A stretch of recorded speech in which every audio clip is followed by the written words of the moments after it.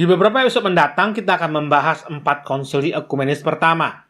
Nah, kenapa kita akan membahas ini? Karena konsili 4 pertama ini adalah yang membentuk dasar doktrin utama kekristenan. Dan kita memang ketahui untuk kita gereja Kristen Protestan kita mengakui 4 konsili pertama, tapi untuk gereja Katolik atau gereja Ortodoks Timur mereka mengakui 7 konsili pertama.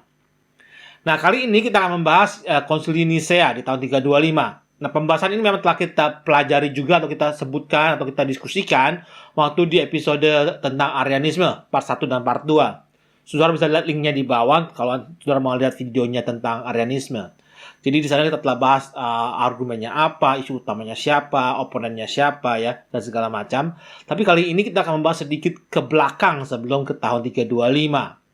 Nah, kita tahu bahwa di awal gereja mula-mula, agama kekristenan itu menjadi agama yang terlarang atau di bawah tanah ya, di kerajaan Romawi.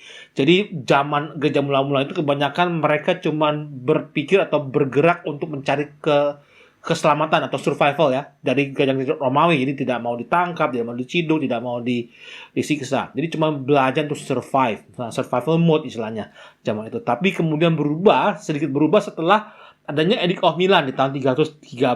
Nah, ini dikeluarkan oleh Konstantinus yang waktu itu masih menjadi raja Romawi Barat, belum Emperor Kaisar seluruh Romawi, ya. Dan setelah itu maka muncul agama ini menjadi agama resmi, ya, agama ini menjadi agama resmi di Romawi dan diakui sehingga muncul ke masyarakat, terjadi diskusi antar warga negara sana. Nah, sehingga muncul juga argumen-argumen yang mempertanyakan tentang iman kekristenan. Nah, kita tahu bahwa di kerajaan Romawi banyak sekali agama-agama, banyak sekali dewa-dewa, bahkan ada ratusan macam dewa. Sehingga kemudian mereka muncul semacam pertanyaan atau concern ya, bahwa kalau misalnya orang Kristen mengakui banyak Tuhan, ya 3 Tuhan, nggak masalah. Sebab mereka juga mengakui banyak dewa. Ya, atau kalau orang Kristen mengakui cuma 1 Tuhan pun tidak masalah gitu loh. Tapi permasalahannya mereka bilang bahwa kalau 3 ya, Tuhan dan 3 Tuhan dan menjadi 1 Tuhan, 3 in 1 gitu ya, Trinitas, itu menjadi masalah dan mereka coba menggali atau bertanya bagaimana menjelaskan ini kepada mereka. Sehingga terjadi muncul argumen-argumen di kalangan Kristen untuk menjawab argumen atau pertanyaan ini, dan salah satunya adalah argumen dari Arianisme, ya, Arius. Nah, kita tahu telah dibahas di episode kemarin di Arianisme 1 dan 2. Dan jadi kemudian terjadi perbincangan sehingga muncullah masing-masing kelompok kekristenan untuk mencoba menjawab argumen tersebut. Nah, kita tahu bahwa gereja-gereja mula-mula itu mempunyai pengajaran yang turun-menurun dari para rasul. Dia diturunkan ke muridnya, diturunkan ke muridnya, kemudian ke muridnya yang tersebar di banyak jemaat. Jadi masing-masing jemaat itu sebenarnya mempunyai tradisi yang sama, ya. Walaupun waktu zaman itu mereka tidak mempunyai kitab yang sama. Yang ingat waktu itu belum ada Alkitab zaman kita sekarang. Dan tidak ada percetakan. Jadi mereka kitabnya disebar bagaimana. Jadi kelompok-kelompok masing-masing jemaat mempunyai set of books ya. Koleksi buku-buku mereka tersendiri. Walaupun banyak yang umum, yang common ya, semua punya gitu ya. Dan oleh sebab itu muncul argumen atau pokok pendirian yang sedikit berbeda. Walaupun tidak totally different, yang tidak terlalu berbeda sama sekali, hanya sedikit berbeda. Nah, oleh sebab itu waktu konsili Nicea diadakan, ya kita telah belajar dari 1.800 yang diundang, cuma 300 yang datang. Dan 300 yang datang itu punya martir ya, punya tangannya buntung, segala macam yang habis disiksa. Jadi mereka datang dengan membawa, bisa dibilang membawa tradisi yang hampir sama. Oleh sebab itu waktu konsili ini berjalan, mereka sebenarnya beradu argumen tentang sesuatu yang hampir sama, cuma sedang diformulasikan dalam bahasa teologi. Nah, kita tahu bahasa teologi itu agak sedikit unik ya. Itu seperti law, jadi clauses-nya itu kata per kata, huruf per huruf diperbincangkan, direbutkan.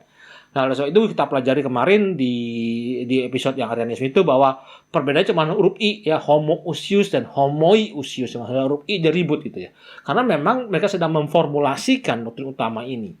Dan di konsili ini juga kita tahu bahwa imannya mereka itu dengan tradisi iman yang sama. Kenapa saya bilang begitu? Kita bisa lihat telaah ke belakang ya, jauh ke belakang.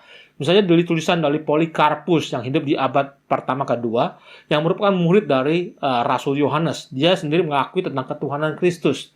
Demikian juga dengan Ignatius Ya, bahkan kemudian ke bawah lagi bahkan ke Irenaeus yang di Lyon, itu juga murid dari Polikarpus juga mengakui hal yang sama. Jadi tradisi itu terus turun temurun kepada semua uskup-uskup atau jemaat di sana. Oleh sebab itu Nisea ini cuma menggabungkan atau memformulasikan apa yang kita akui. Dan di Nisea ini kita mengakui tentang kesetaraan Yesus dengan Allah Bapa. Nah, kalau kita pelajari sekarang, zaman kita sekarang kita mengakui janji iman rasuli ya, banyak gereja yang sering menyebutkan janji iman rasuli yang menjadi dasar adalah Konsili Nisea. Nah, sebenarnya agak sedikit rancu karena Konsili Nisea punya creed itu cuma pendek saudara ya, nggak banyak. Nah, minggu depan saya akan kasih perbandingkan yang kita akui sebagai Konsili Nisea atau janji iman Nisea atau syahadat Nisea ini sebenarnya adalah konsili dari konsili yang berikutnya itu Konstantinopel. Nah, nanti kita akan pelajari di episode kedua.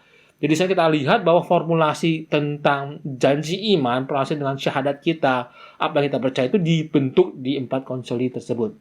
Nah, di Indonesia kita tahu bahwa kemudian Arius kalah, ya, yang ketuhanan Kristus itu menang, tapi tidak berhenti di sana, saudara. Kemudian kita pelajari setelah Nisea berakhir, ternyata kelompok Arius ini malah menjadi kuat. Nah, kenapa? Nah, nanti kita pelajari minggu depan. Yang kita pelajari kenapa? Karena Raja Konstantinus yang mati diganti oleh anaknya yang ternyata lebih pro keardanisme. Bahkan Athanasius yang menjadi proponen utama Trinitas ini kemudian dibuang. Nah, kita akan bahas di minggu depan bagaimana konsili kedua itu terjadi dan apa runtutan sebelum terjadinya konsili tersebut. Demikian episode kali ini. Sampai jumpa di episode berikutnya. Tuhan Yesus memberkati.